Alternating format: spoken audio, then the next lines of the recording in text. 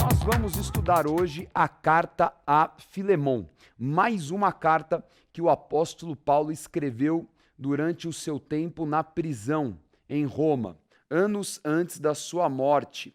Vamos ver aí qual o momento que nós estamos estudando na palavra de Deus, o momento em que o Império Romano dominava todo o mundo conhecido.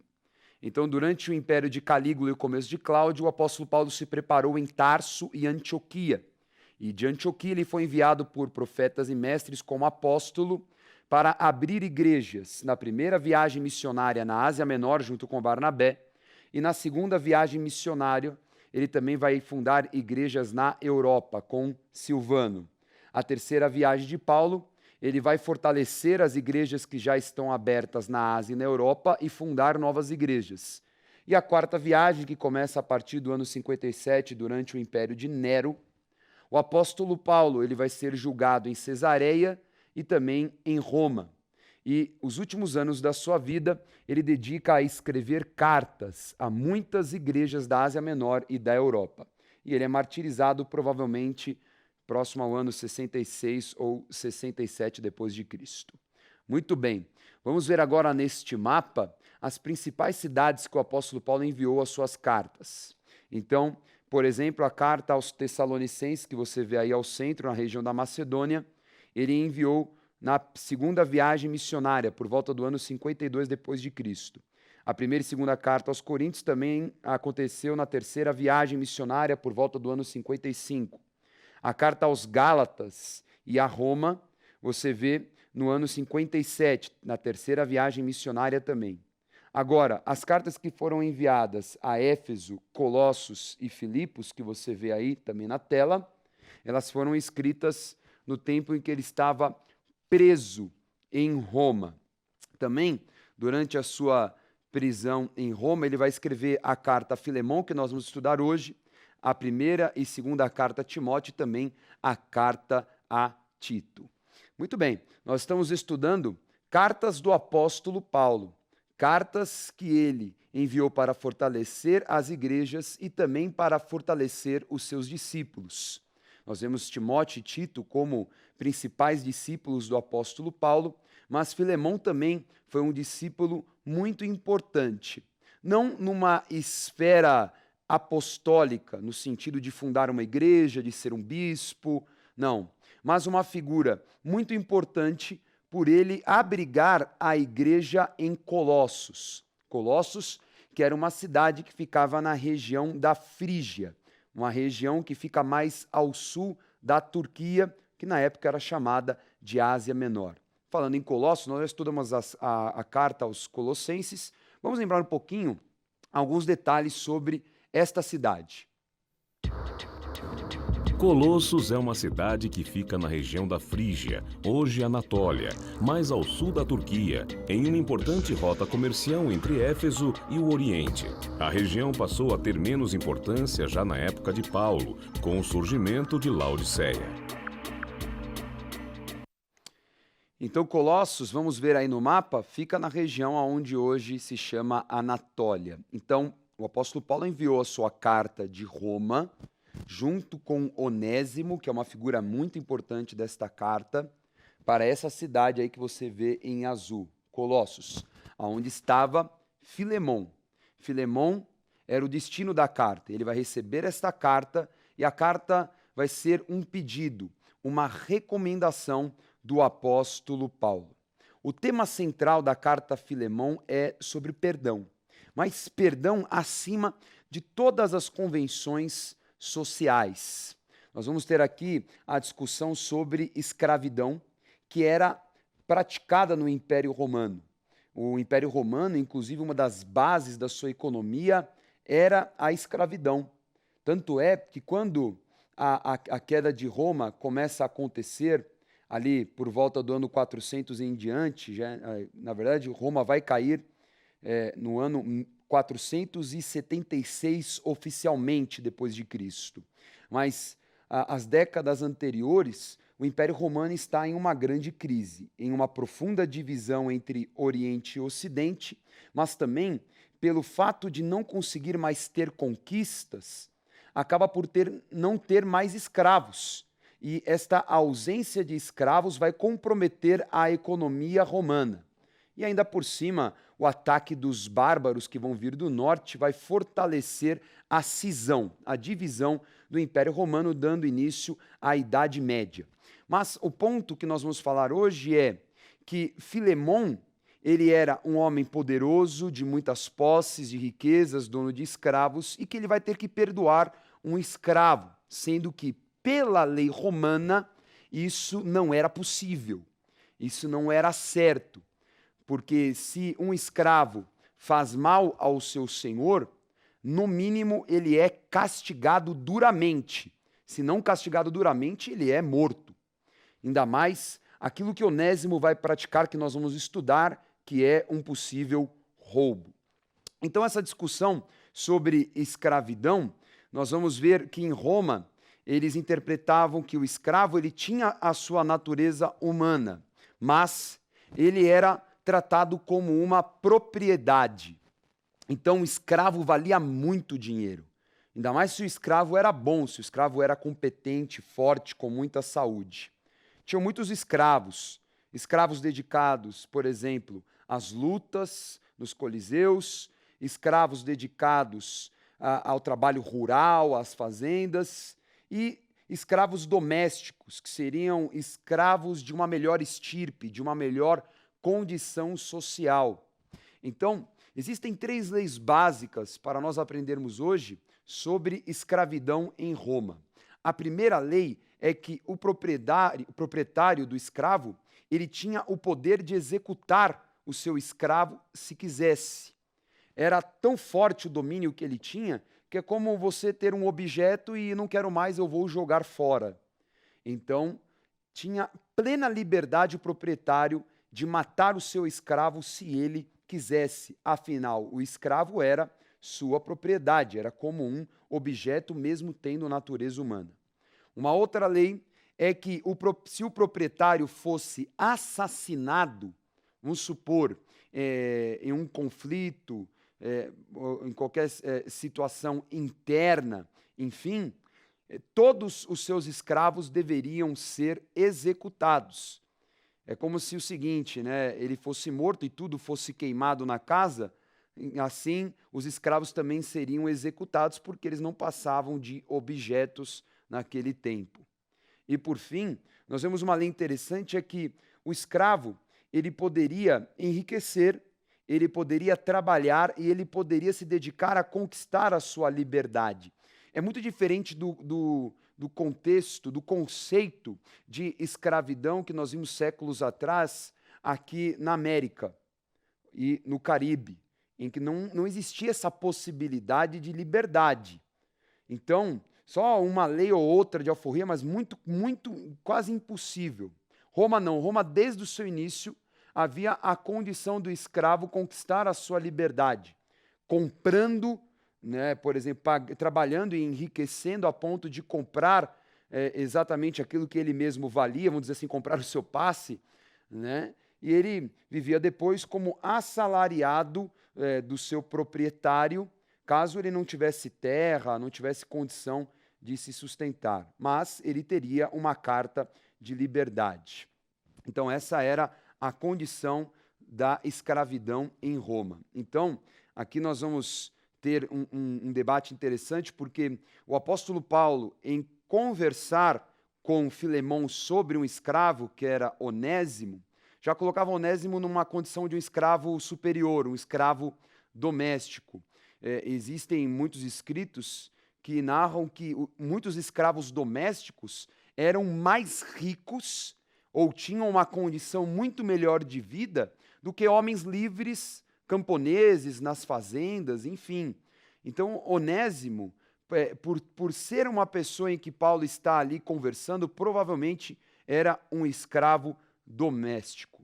É tão interessante como essa carta ela vai colocar em debate uma questão social que, só por curiosidade, por muitos anos nos Estados Unidos da América antes da abolição da escravatura, que acontece por volta do ano 1863, 65, com a Guerra Civil, e isso vai acabar influenciando todos os países, inclusive o nosso também, enfim, que foi por volta de 1888, a Lei Áurea, nós vemos que havia a proibição por parte dos donos de escravos, dos grandes fazendeiros, dos escravos terem contato com o cristianismo, porque eles tinham medo dos escravos lerem esta carta, falar, peraí, mas aqui a palavra de Deus fala que você precisa me perdoar, porque afinal, Filemão provavelmente perdoou Onésimo a pedido do apóstolo Paulo. Então era comum o quê? Os fazendeiros, homens livres norte-americanos terem contato com o cristianismo, mas os seus escravos não. Isso é claro, uma condição muito mais antiga. Bom, a carta a Filemão é uma carta que nós chamamos carta de recomendação. É um pedido que ele vai fazer formal ao apóstolo Paulo, com uma retórica muito bem preparada, um texto muito bem preparado pelo apóstolo Paulo, com argumentos, com provas, é claro, argumentos espirituais também, para superar esta convenção social da escravidão que havia na época. Então é uma carta muito bonita, muito bem escrita, que vai denotar muitos sentimentos do apóstolo Paulo. E sem dúvida, o apóstolo Paulo teve bom êxito, porque senão a carta não seria preservada.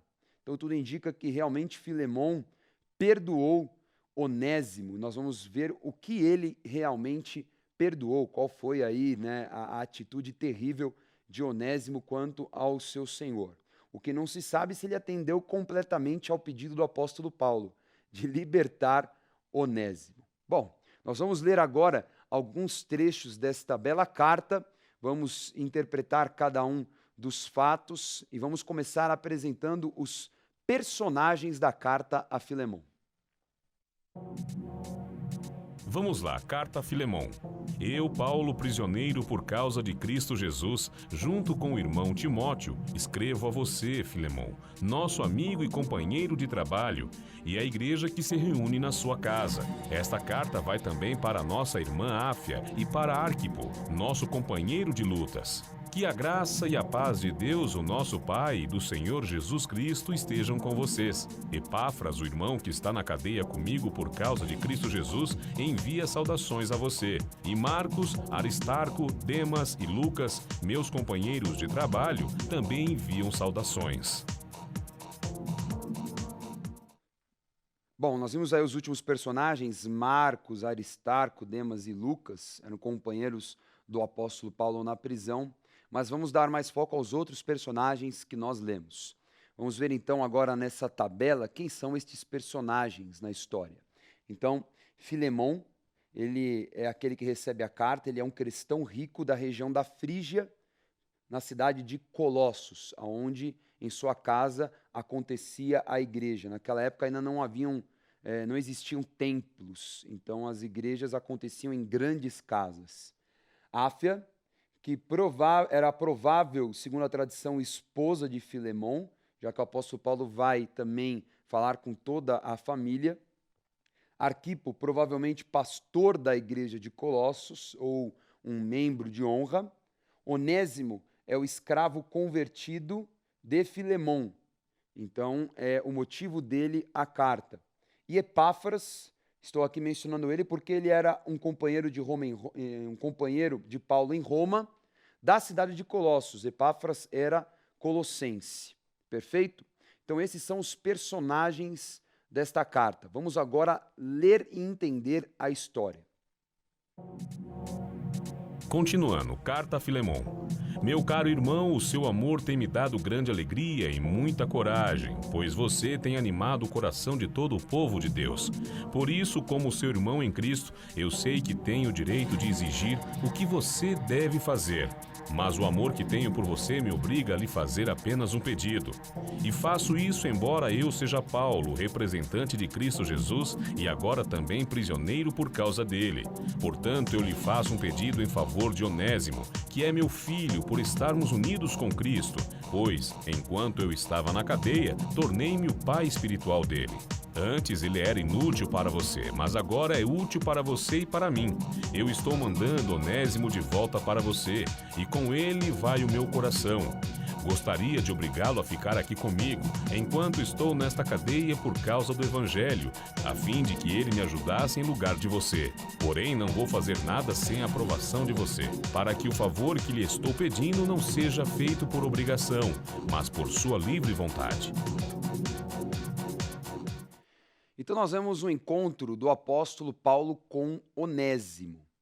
Então, Onésimo, ele era um escravo e ele havia fugido do seu senhor. O que acontece é que o apóstolo Paulo ele envia esta carta através do próprio Onésimo e pede ao senhor de Onésimo, Filemão, recebê-lo. Então é muito interessante esse encontro. Vamos tentar conceber os fatos em ordem.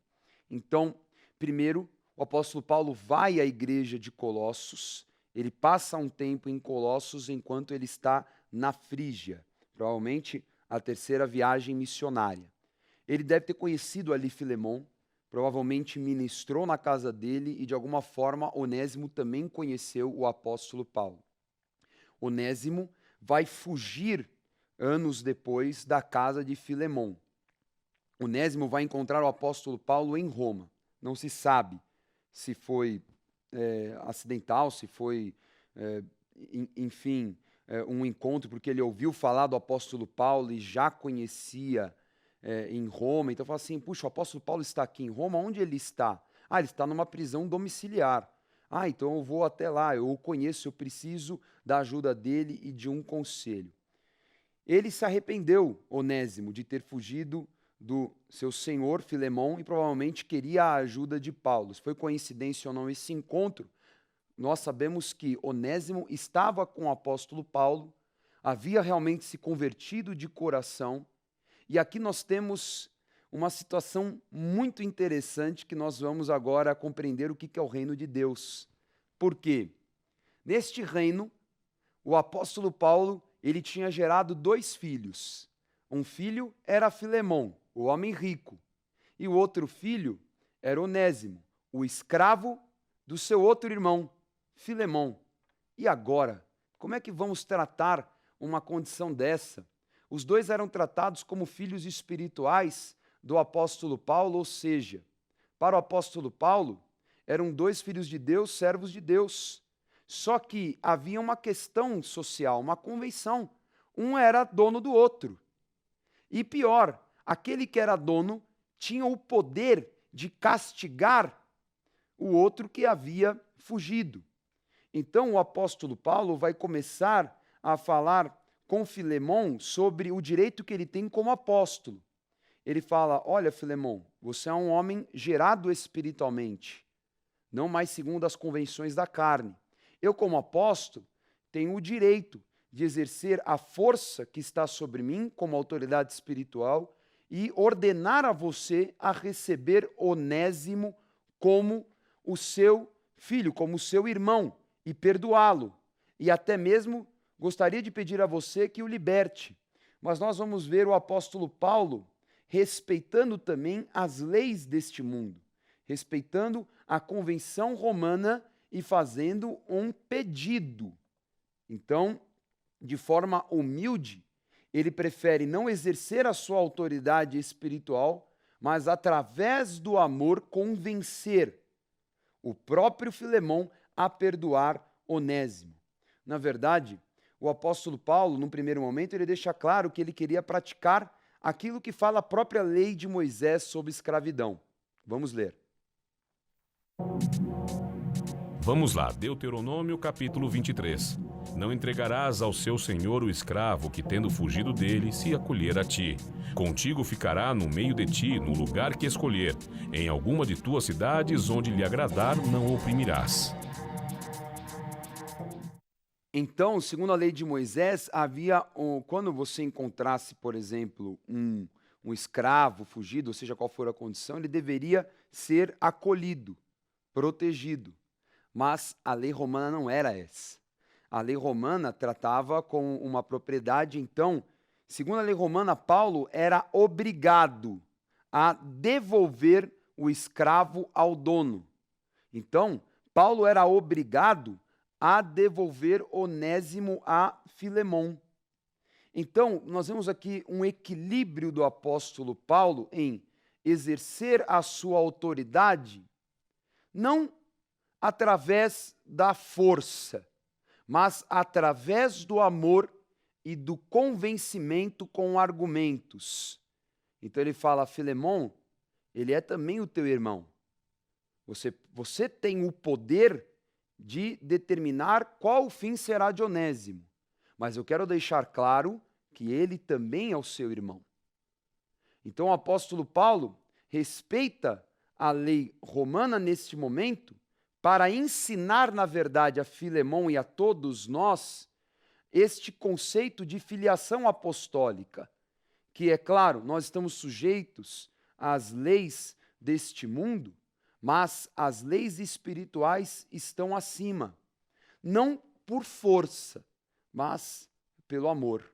O amor que nós devemos uns aos outros porque Cristo nos amou primeiro. Vamos ler agora mais argumentos que vão convencer Filemon do pedido do apóstolo Paulo. Continuando, carta a Filemon.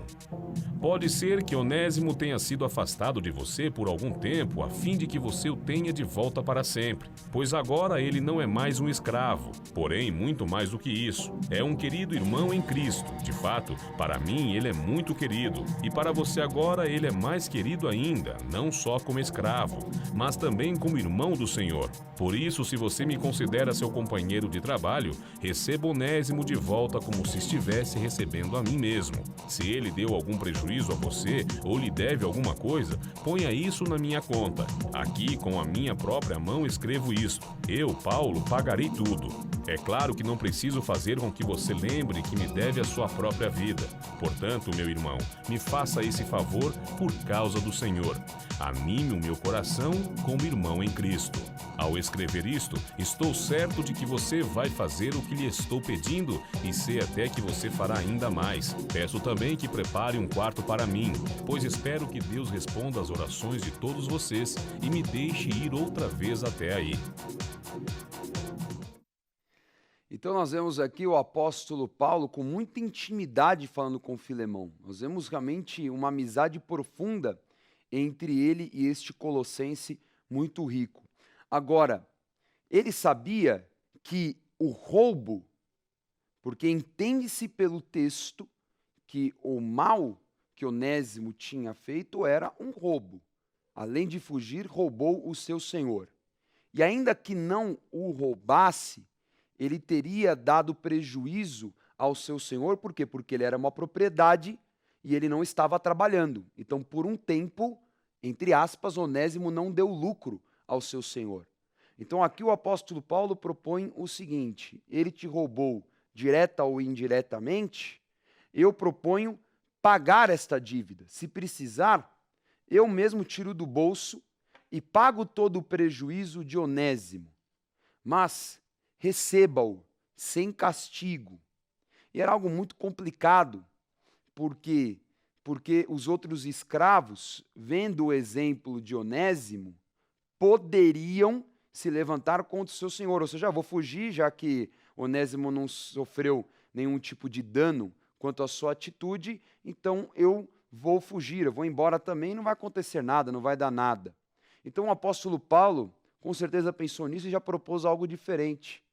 Liberta Onésimo. Liberta como se eu estivesse comprando Onésimo. Liberta porque agora ele vai ser útil para nós dois. E o que nós temos em comum, Filemon? O reino de Deus. Agora Onésimo, ele deixaria de ser escravo, por quê? Porque ele é filho de uma visão. E ele vai ser útil para a pregação do evangelho.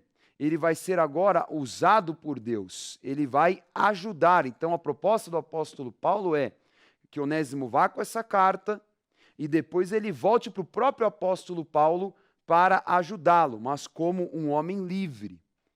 Então era uma proposta muito boa para que também o próprio Onésimo não tivesse dificuldades com os seus outros escravos.